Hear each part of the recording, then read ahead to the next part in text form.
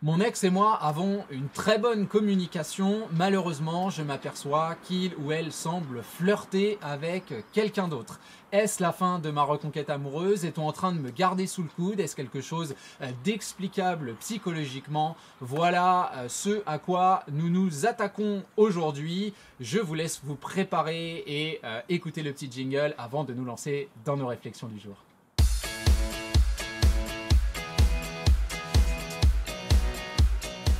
Salut à tous, c'est Jean-Baptiste de jbmarcy.com, ravi de vous retrouver aujourd'hui pour continuer nos réflexions autour de la reconquête amoureuse avec aujourd'hui un terrain, une thématique ô combien frustrante qui va faire appel à votre ego, qui va faire appel aussi à votre réflexion, sans doute un débat, un dilemme entre les deux, à savoir cette idée que vous vous rapprochez de votre ex à travers la communication, il y a de la satisfaction, il y a cette idée qu'on puisse potentiellement se revoir ou en tout cas construire quelque chose d'intéressant, peut-être même qu'on se revoit et qu'on sent cette dynamique prendre forme, mais à côté de cela, vous sentez, vous voyez, vous avez des preuves, vous avez entendu que votre ex semble flirter avec quelqu'un d'autre. Là aussi, on a un discours plutôt ouvert, plutôt sympa, un peu trop à votre goût et du coup, vous vous posez pas mal de questions. Vous vous posez des questions sur la véracité de ce que vous vivez avec votre ex, vous vous posez des questions sur ses valeurs, sur son positionnement, sur la force finalement du dynamisme que vous avez mis en place. On comprend évidemment très rapidement comment vous vous sentez. On va appeler un chat et on va parler donc de cette trahison qui a l'air de vous ronger de l'intérieur. Le premier des rappels, celui qui est le plus important, que je fais extrêmement souvent mais qui est toujours très utile, c'est de se dire que la rupture amoureuse est un traumatisme.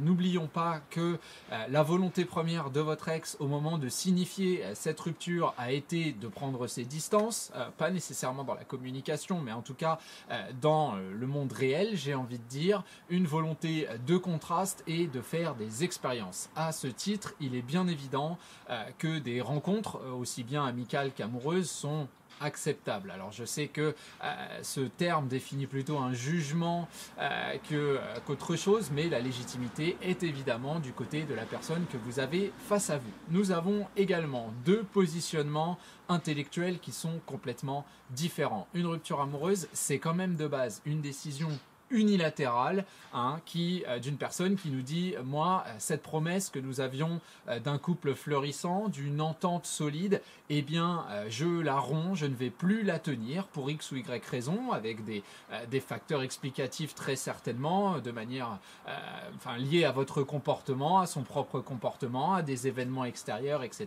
etc.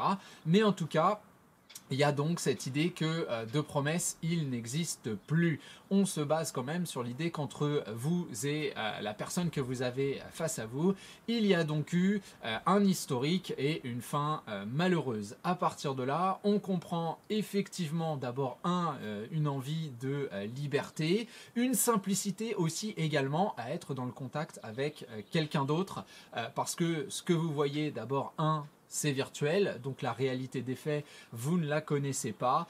Et puis, deux, il y a quand même effectivement cette logique que ce que vous vivez avec votre ex est une construction qui reste paradoxale. Comme je vous le disais, prise de décision qui n'est pas acceptée par les deux personnes de prime abord, puisque chacun a un positionnement qui est bien différent. L'un décidant donc de ne pas tenir la promesse et l'autre essayant de montrer à la première personne que son positionnement n'est pas forcément très pertinent et qu'il y a encore quelque chose à sauver, qu'on peut reconstruire, etc., etc. Donc dans votre communication, dans votre état d'esprit, dans les partages qu'il va y avoir avec votre ex, forcément il va y avoir un petit peu de méfiance. Alors je mets des guillemets parce que je ne dis pas que votre ex a nécessairement l'œil sur le scope en train de se dire que si vous courez tout nu dans un champ de blé, on va vous sniper. C'est pas forcément ça, bien évidemment, ça peut arriver aussi, mais je dis juste que votre communication, aussi satisfaisante soit-elle, va poser des questions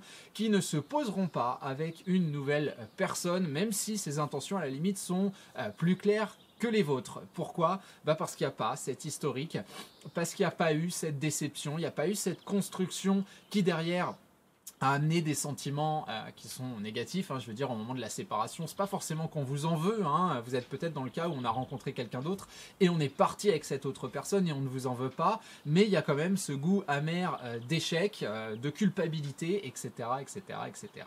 La communication avec votre ex, telle que nous la concevons, ce déplacement du focus, cette idée d'être dans la légèreté, dans le sourire, certes est très satisfaisante, certes vous emplit sans doute d'attentes, même si vous savez que nous voulons être le plus naturel et dynamique possible, mais cela ne fait pas de cette idée-là une promesse d'un avenir radieux. Il faut bien comprendre, encore une fois, que si je parle aussi souvent de linéarité, de construction, de changement, d'évolution, c'est parce qu'au moment de la rupture, il y a quand même cette image, ce constat d'incompatibilité, d'impossibilité entre vous, si vous voulez. Donc oui, et c'est pas logique, et c'est pas normal, et c'est pas juste, vous allez avoir à faire beaucoup plus d'efforts que quelqu'un qui vient de rencontrer votre ex, à qui on va accorder plus de crédibilité, à qui on va, envers qui on va être moins méfiant, envers qui on va être peut-être plus ouverte, et on va plus facilement entrer sur le terrain de la séduction. Là encore des guillemets, parce que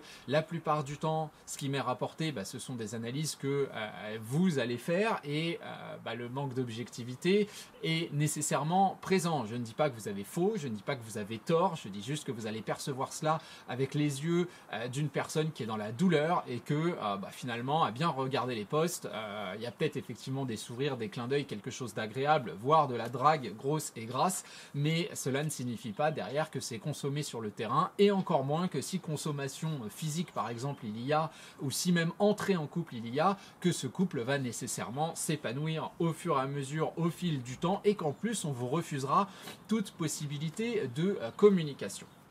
Un grand point aussi souvent discuté, ce que je disais au tout début de la vidéo, c'est cette idée de valeur. C'est cette idée que je suis en train de me rapprocher de mon ex, on délire bien, c'est agréable, tout se passe bien, peut-être même qu'on se revoit, et là je m'aperçois qu'il ou elle a prévu de voir quelqu'un d'autre, donc est dans le flirt, etc. Et moi je me sens trahi une nouvelle fois. C'est comme une nouvelle rupture amoureuse. Mais si vous voulez, la communication n'est pas un outil d'exclusivité, c'est pas parce qu'on vous parle à vous qu'on ne peut pas parler avec quelqu'un d'autre. Et je vous vois déjà venir gros comme une maison, avec, j'allais dire, avec des moon boots, quoi, si vous voulez, cette idée que, du coup, on me garde sous le coude. Je veux dire, techniquement, c'est quand même un peu vous qui revenez à la communication. Vous êtes quelqu'un avec qui on a vécu, avec qui on a fait des choses intéressantes. Personnellement, moi, je pars du principe que c'est relativement adulte ce que vous faites comme effort, mais aussi de la part de votre ex, de ne pas vous dire, écoute, je te déteste, je veux plus jamais te parler, vas-y, meurs. Voilà, il y a des situations dans lesquelles ça se passe comme ça, mais aussi beaucoup dans lesquelles il va y avoir une entente cordiale. Cette entente cordiale n'est pas une promesse, cette entente cordiale est un aveu d'ouverture, un positionnement d'ouverture, mais aussi un gros point d'interrogation. Que va-t-il se passer? Et à partir de là, on entre dans un phénomène qui est un phénomène de crédibilisation. On a besoin de voir que tout ce que vous faites est réel, que vous n'êtes pas dans le stratégique. Combien de personnes je peux voir qui, d'abord, sont excessivement basées sur la formulation des SMS, on voit derrière l'aspect stratégique, sur le temps de réponse, sur les timings entre chaque message, et où finalement, si on est l'ex, en 5 minutes, on s'aperçoit que vous n'êtes pas du tout dans quelque chose de naturel, vous êtes dans quelque chose d'extrêmement stratégique, et à la moindre petite déception, vous allez adresser un comportement pas forcément adéquat à votre ex, que ce soit des reproches, que ce soit des questions, que ce soit ce genre de choses. Quand je parle de déplacement de focus et de linéarité, ce sont des choses effectivement extrêmement importantes, et à la simple question du au fait, tu as rendez-vous avec ce type-là, avec cette nana-là, pourquoi vous parlez, pourquoi il y a un petit cœur sur ta photo, etc., etc. Vous sortez de la construction et donc du naturel qu'on essaye de mettre en place de la personne qui est dynamique, qui a accepté une situation. Tout à coup, vous instrumentalisez la légèreté, le sourire et le dynamisme et vous montrez cette instrumentalisation à votre ex pour essayer de revenir dans ses bonnes grâces et ensuite de construire quelque chose. Et si vous voulez, quand on annonce à quelqu'un clairement qu'on est en train de le ou de la séduire alors qu'on était dans quelque chose de souriant, de naturel, avec du non-dit, parce que faut pas oublier encore une fois que la rupture amoureuse étant un conflit, moins on va parler du conflit, moins on va parler des conséquences de ce conflit, de ce qui s'est passé avant, de la manière dont vous vous sentez aujourd'hui autour de ce conflit, plus c'est simple pour votre ex de s'ouvrir, hein, n'oublions pas les culpabilités, etc. etc. Revenir dans ces sujets-là, bah finalement c'est aussi un petit peu complètement casser la réalité, la véracité des efforts que vous avez fait sur le terrain. En revenant sur les valeurs, encore une fois, deux idées se dégagent. La première, c'est que quand on me dit, voilà, moi je trouve que c'est une trahison, c'est ignoble, je me dis que finalement, là aussi, on était dans une visée complètement stratégique. Hein. Le fait de parler avec quelqu'un, je ne sais pas, on imagine que ce n'est pas votre ex, que vous rencontrez quelqu'un, vous discutez un petit peu avec lui, avec elle, vous sentez qu'il y a un bon feeling. Certes, vous pouvez être déçu que la personne ait d'autres personnes avec qui on discute. Je prends le cas des réseaux, j'allais dire les réseaux sociaux plus les sites de rencontres. On ne va pas se leurrer, hein. C'est très rare qu'il y ait une exclusivité communicationnelle entre deux personnes. Il y en a toujours deux ou trois autres profils avec qui on discute un petit peu pour voir où on en est. Ça ne veut pas dire qu'on va enchaîner les partenaires, ça veut dire qu'effectivement on tâte un petit peu le terrain pour voir où se placer. Sauf que vous êtes une personne, encore une fois, avec un vécu avec votre ex. Je ne pense vraiment pas qu'on vous garde sous le coude. Je pense qu'il y a pas mal de points d'interrogation qui sont présents et qui ne vont pas être présents avec la personne qu'on a face à vous. Donc votre idée de valeur différente, on n'est pas dans la trahison parce qu'on flirte avec quelqu'un d'autre. Encore une fois, ce sont deux rencontres, deux idées qui sont complètement différentes. On ne vous doit pas de fidélité communicationnelle, de fidélité à travers les rencontres. On est dans une liberté totale, une volonté de contraste. Et oui, ça peut vous faire du mal, bien évidemment, mais la reconquête amoureuse, du sang, des larmes, de la sueur, hein, je veux dire, c'est quand même un choix. Oui, c'est un marathon. Non, il n'y a pas de justice. Et non, ce n'est pas parce que vous avancez qu'on vous doit quelque chose que, si vous voulez, ça voudrait dire que votre ex, finalement, depuis le début, est d'accord avec l'idée même que vous êtes en reconquête amoureuse, continue de nourrir un petit peu le piaf pour qu'il engraisse, et une fois qu'il sera bien gros, là on acceptera de le manger ensemble. Enfin, je veux dire, il y a un moment, c'est ça qui est pas logique. C'est ça qui est pas logique. Ça veut dire que cette idée de trahison, ça voudrait dire que vous et votre ex avez le même objectif et qu'à un moment, votre ex en dévie. Non, votre ex reçoit un message, trouve ça sympa, il répond et j'ai envie de dire point barre. Alors oui, on vous voit arriver évidemment parce que si vous écrivez, c'est qu'il y a toujours un petit fond de quelque chose. Hein, je veux dire, on n'est pas idiot. Mais cette idée-là, oui, on veut peut-être la prolonger pour voir si c'est bien naturel, parce que c'est satisfaisant, parce qu'on va utiliser les excuses traditionnelles du on peut peut-être être amis de toute façon, je veux dire très clairement, avoir quelqu'un avec qui on est en conflit et se dire que on peut finir par déconner un petit peu ensemble, oui c'est plaisant, oui c'est satisfaisant. Donc attention à ne pas voir dans le comportement de votre ex quelque chose de machiavélique qui est voué à vous faire du mal, à vous détruire, à jouer avec vous, etc. etc. À mon sens, ça, c'est s'attribuer un rôle qu'on n'a pas, si vous voulez, hein, c'est enfiler un costume alors qu'on n'est même pas dans la pièce, quoi. L'idée, c'est véritablement ça. Votre ex a évidemment les libertés et légitimités de faire d'autres rencontres. Ça ne veut pas dire qu'on vous utilise, ça veut simplement dire qu'on est face à un environnement avec de multiples possibilités et au jour le jour, eh bien, nous évaluons lesquelles sont les plus intéressantes, entre guillemets. Alors, encore une fois, ça c'est un petit peu du vocabulaire, justement, où vous allez vous dire tu vois, on me compare, on me garde sous le coude. Non, je veux dire, c'est très très très humain. On peut avoir plusieurs relationnels différents.